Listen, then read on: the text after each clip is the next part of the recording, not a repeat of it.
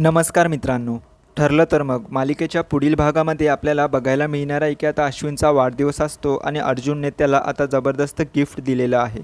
तर गिफ्टमध्ये आता अर्जुनने लहानपणीची बस ही अश्विनला दिलेली असते, त्यामुळे त्यांचं लहानपणी भांडण झालं होतं.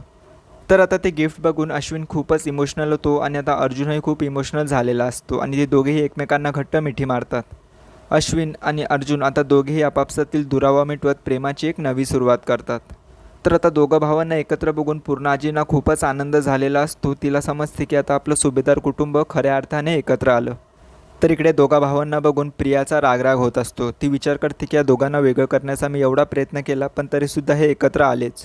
तर आता संपूर्ण सुभेदार कुटुंब एकत्र बसून गप्पा मारत असतं. त्यावर आता कल्पना अर्जुनला विचारते की अरे तुला कसं सुचलं की आपण अश्विनला हेच गिफ्ट द्यायचं.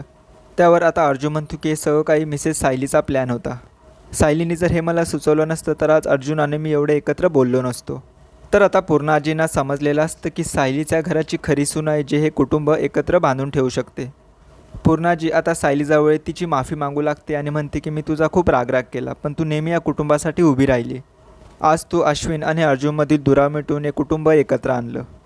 त्यावर आता सायली म्हणते की पूर्णाजी हे काय बोलताय तुम्ही, हे सुद्धा माझंच कुटुंब आहे आणि या कुटुंबाला एकत्र आणण्यासाठी मी काहीही करेल.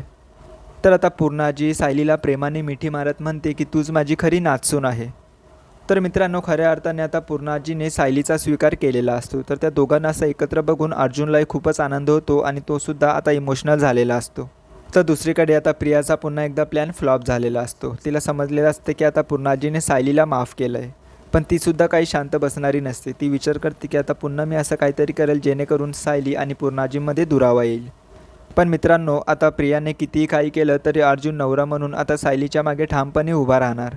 तर मित्रांनो, ठरलं तर मग मालिकेच्या अशाच पुढील भागांचे अपडेट जाणून घेण्यासाठी चॅनलला सबस्क्राईब करा.